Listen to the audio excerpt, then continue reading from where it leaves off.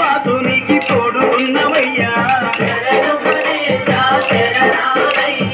పంబ నది తీరాన మెరుగున్నవయ్యా